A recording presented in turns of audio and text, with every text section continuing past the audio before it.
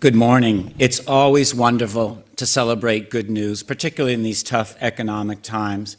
And we're going to meet in just a few moments some individuals who, through their daily words and their daily actions, are what's making a difference in so many children and youth with disabilities. That's what this is about, affecting change. And it's an honor to be here and to meet and greet these folks who, through their dedication, their hard work, and their successes are making a difference in this Commonwealth. That's it. Bring them on.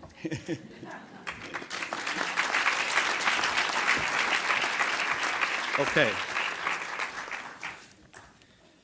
So what I'm going to ask Dr. Henderson to do is to assist me today. So if you would come and stand over to my left. I thought it wasn't your left. You are now. There you go. And Peggy is here.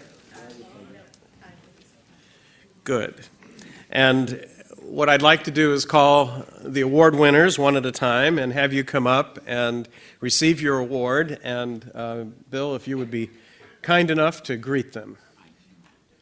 Last year it was the Lieutenant Governor.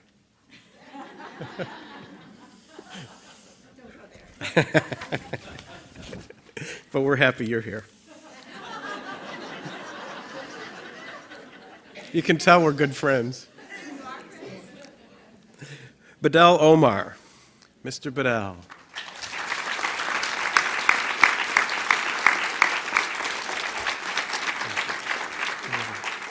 Bedell has dedicated his life to reaching out and helping Somali and East African families. Come stand with Dr. Henderson, please. In the Springfield community, 13 years ago, he came to the United States from Somali, from a war-torn area. He eventually came to Massachusetts to continue and complete his education. And while he was here, he discovered that there was a need to link Somali families together. And so he created the Somali Developmental Center. And that center has been linking families, providing them supports. Along the way, he discovered the Family Ties Project and the Federation's Parent Training and Information Center, and realized how valuable it was to be able to ensure that the families were getting the services and the connections they needed. And so we've begun a friendship and a partnership that has been several years now, and now a group of families comes from Springfield every year to this conference and fully participates.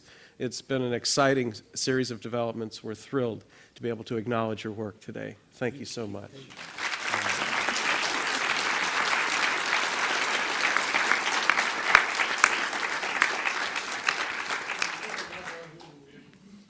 Carrie McGee for Inclusive Recreation.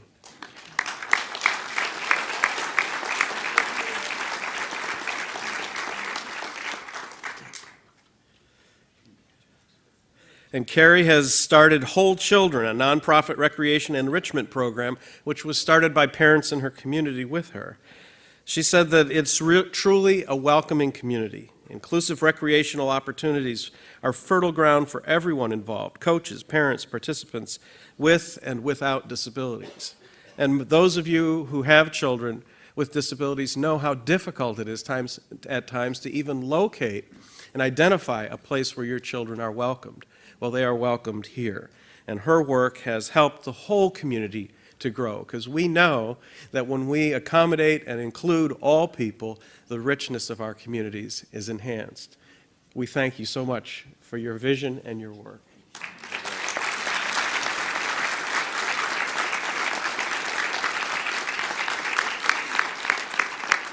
Gail Steele. Also for an inclusive opportunity, Theater at the Mount. Gail tells that her father owned a printing company. In that printing company, they had a lot of collating to do. She tells that by helping at the printing company and meeting some of the individuals who worked there who had disabilities doing the collating, she gained a new perspective on life. And by asking her father, why did he hire these individuals, he indicated because they needed opportunity and a chance. And she's never forgotten that. Now she's taken that commitment and vision and created a theater program. Theater of the Mount is to entertain, inspire, educate, and challenge artists and audiences to enrich the cultural life of families in central Massachusetts. Theater at the Mount is located at Mount Wachusett Community College in Gardner. It is a very well-respected and well-appreciated program. We're so happy to acknowledge your work today.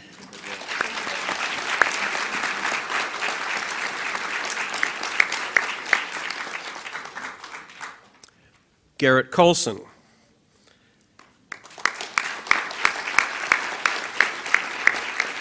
Garrett is being recognized for his advocacy work. As you know, that's sort of one of the key jewels of the work that we do here at the Federation, is helping to train advocates. Garrett came through our program. He himself is a disabled Vietnam vet. His children and stepchildren have had struggles and issues that they've had to deal with as well. When he took the training, he said, "I've got some time and I've got some ability. Give me your toughest cases." And we have not disappointed him. And he said, "It doesn't matter if they can pay or they can't pay, I'm going to help them." So we still haven't disappointed him. He's been working with some of the most challenging circumstances in some of the most challenging districts: Boston, Brockton, Lowell, Springfield, Winchendon, and surrounding communities. Some of the places where it's really hard to find other resources. When we are absolutely in need, we say, "Call Garrett," and he's right there. We thank you so much for your commitment.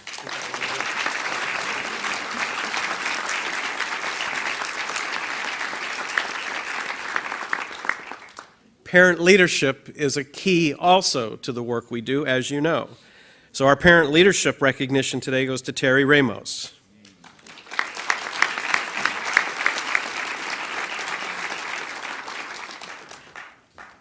So Terry and her family moved to Massachusetts in 2006 and remembered where they came from, that there had been a strong network of parents that had helped them when they were going through the time of diagnosis and initially creating the service delivery that they needed.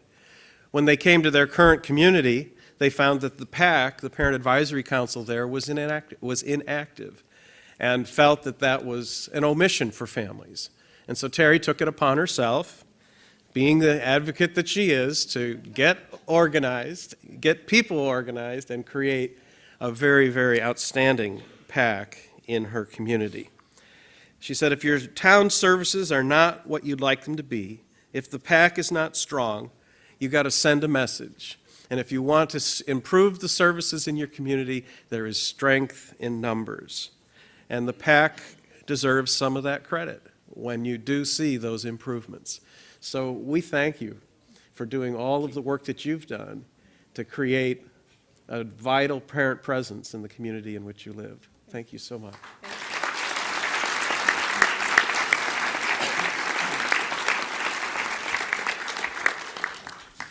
It truly is about engagement and involvement. And Dr. Henderson, it's a privilege, always, to be with you.